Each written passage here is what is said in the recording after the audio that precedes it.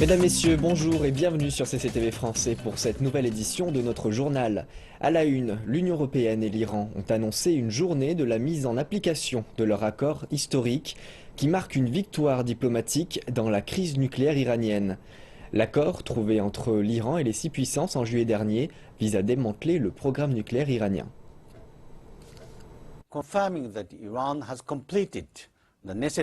L'organe de surveillance nucléaire de l'ONU dit que l'Iran a respecté ses promesses.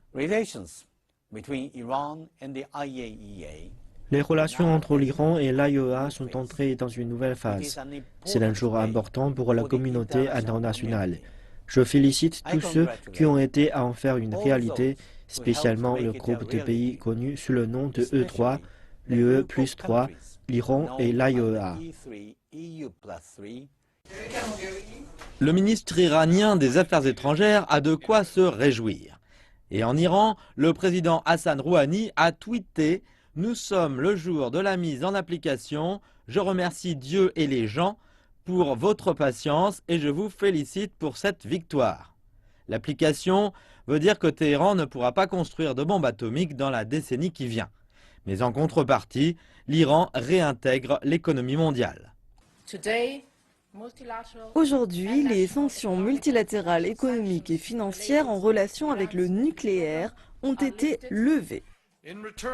En contrepartie, les États-Unis et l'UE vont immédiatement lever les sanctions et ainsi ouvrir des horizons d'opportunités pour le peuple iranien.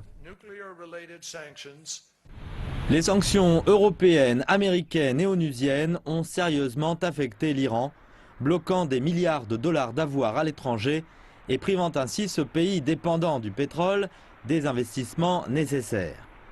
L'AIEA va maintenant pouvoir commencer à mener des inspections, le but étant d'assurer que l'Iran conserve ses centrifugeuses d'enrichissement d'uranium sous scellées comme convenu.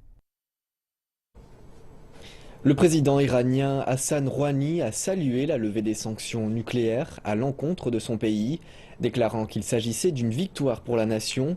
Il parle de page d'or de l'histoire.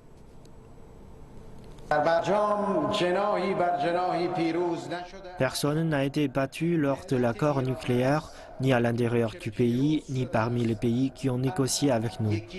L'accord nucléaire est en fait l'une des pages d'or de l'histoire du pays.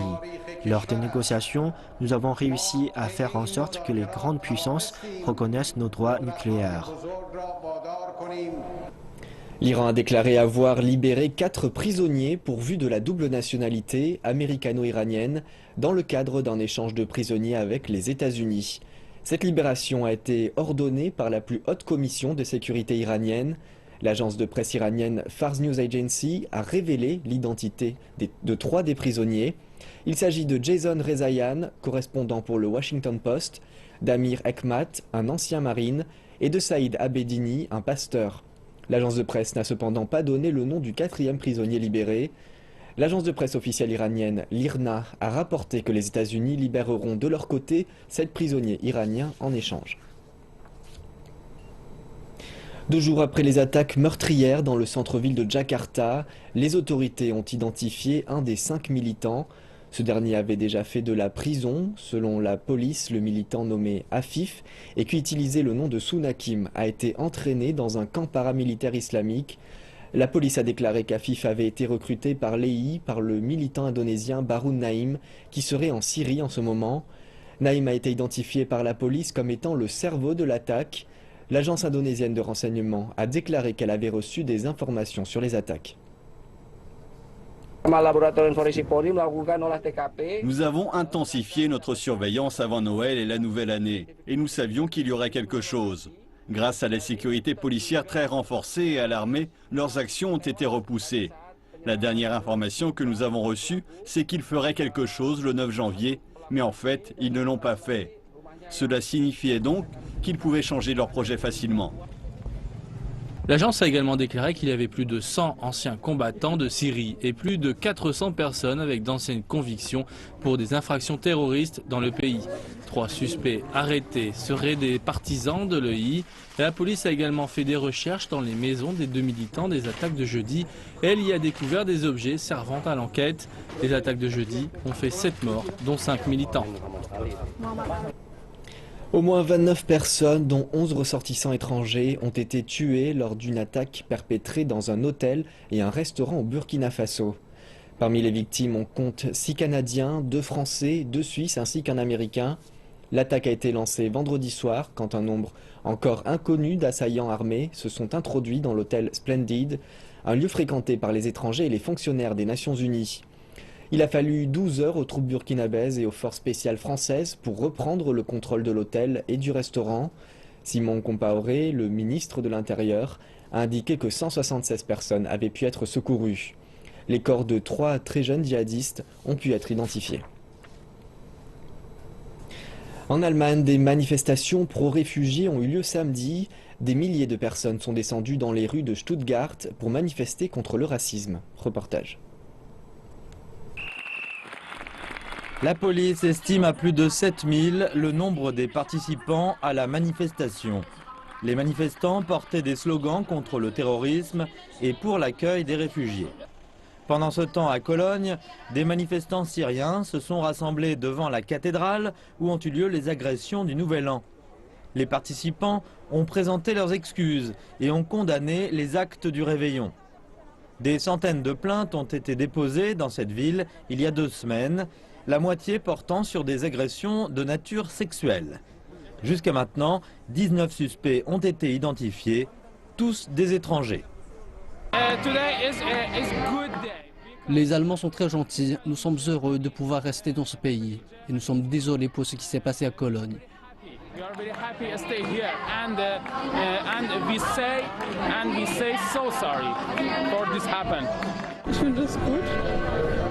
Je pense que c'est bien qu'ils manifestent leur opposition. Peut-être que ça va empêcher les Allemands de faire des généralisations hâtives.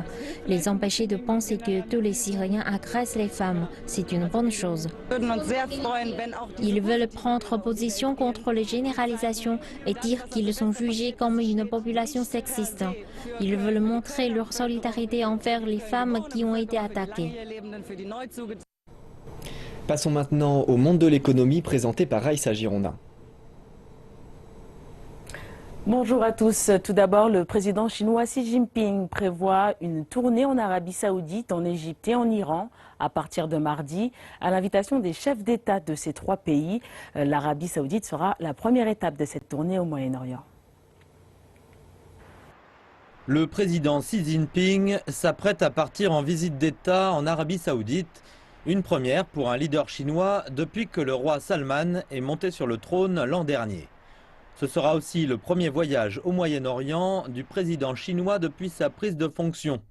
Les dirigeants des 2 pays tiendront une série de réunions pour établir une feuille de route concernant l'avenir des relations bilatérales. Ils échangeront également leurs points de vue sur les sujets régionaux et internationaux. Les médias locaux attendent de la visite de Xi qu'elle apaise les tensions actuelles entre l'Arabie Saoudite et l'Iran. La Chine est prête à faire des efforts concrets pour aider à la paix et la stabilité régionale. Cette visite permettra de remplir cet objectif.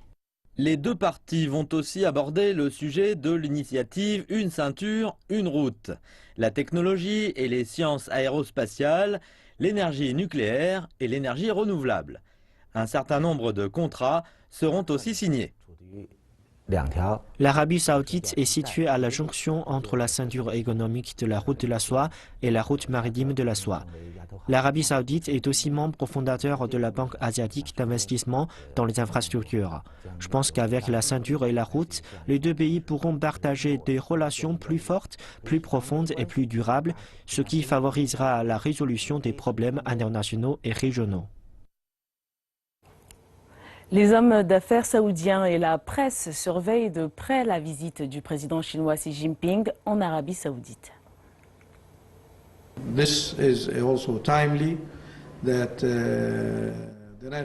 Xi Jinping a choisi de visiter l'Arabie Saoudite et de s'entretenir avec le roi Salman. Cela créera davantage de possibilités pour mon entreprise et encouragera mon équipe à mieux travailler.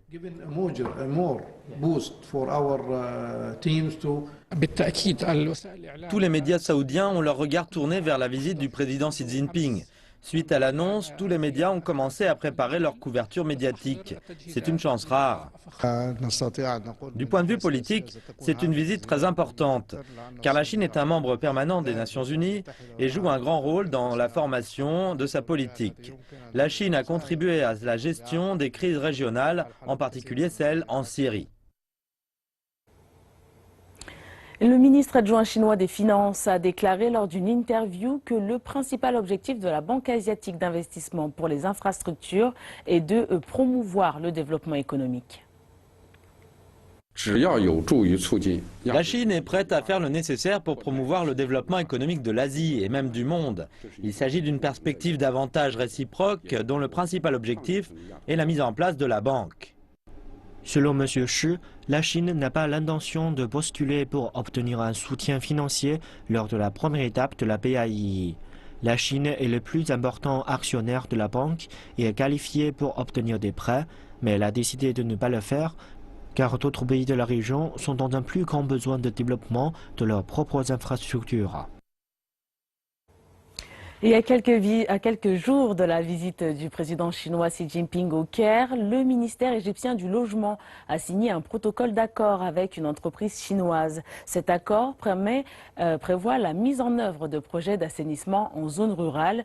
Pas moins de 260 villages profiteront de ces avancées alors que la plupart des régions rurales d'Égypte souffrent de pénurie dans ce domaine.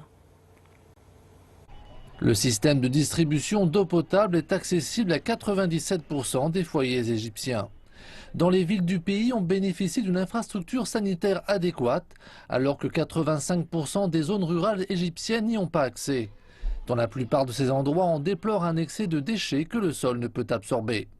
Récemment, le gouvernement a initié un programme visant à mettre sur pied des infrastructures d'assainissement dans ces mêmes régions.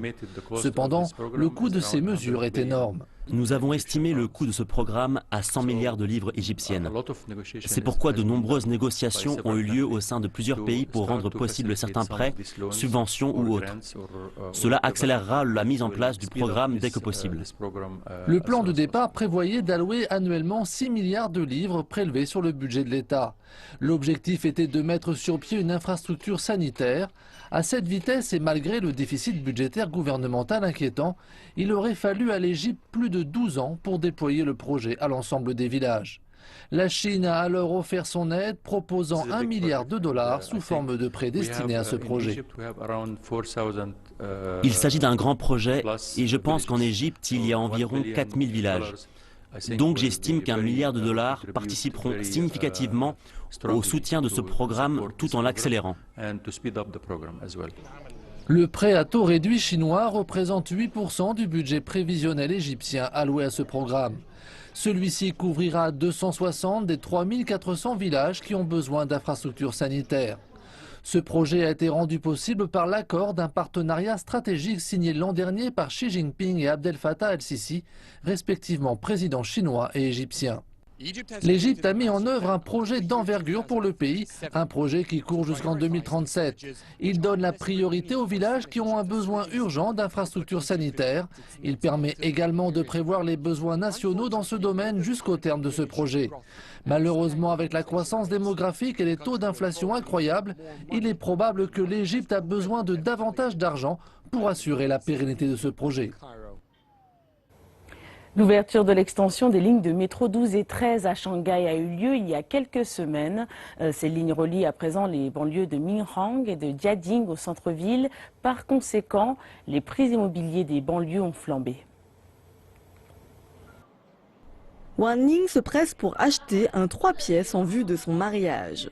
Elle cherche un appartement dans le quartier de Jiading. Elle a cependant réalisé que depuis l'ouverture des nouvelles lignes de métro, le mois dernier, les prix immobiliers du quartier ont grimpé de 20%. Ces appartements restent cependant 50% moins chers que les appartements dans le centre de Shanghai. Mais la rapide hausse des prix et la nouvelle ligne reliant Tiating directement au centre-ville l'ont fait décider. Pour des employés de bureau comme moi, acheter un appartement ici est relativement moins cher et le transport est plus pratique depuis l'ouverture de la ligne 13.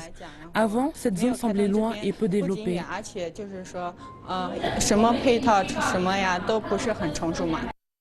Ces derniers mois, selon le site immobilier anjuke.com, le prix résidentiel de la banlieue de Minhan a vu ses prix augmenter de 400 000 yuan le mètre carré à 430 000 yuan. Selon les analystes, la hausse a été entraînée par une hausse de la demande de la part de personnes comme Wang. Les retours du marché montrent la manière dont les prix immobiliers ont été stimulés dans les zones près de la nouvelle ligne de métro. Il y avait une augmentation au début du mois de décembre et après l'ouverture de la ligne, cette augmentation est devenue plus évidente la seconde moitié de décembre et plus particulièrement pour la première moitié de janvier.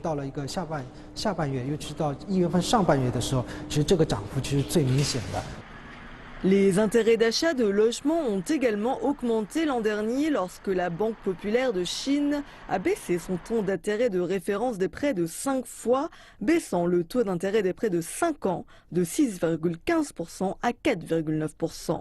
Selon les observateurs du marché, s'il y a davantage de baisses en 2016, il y aura également davantage d'acheteurs.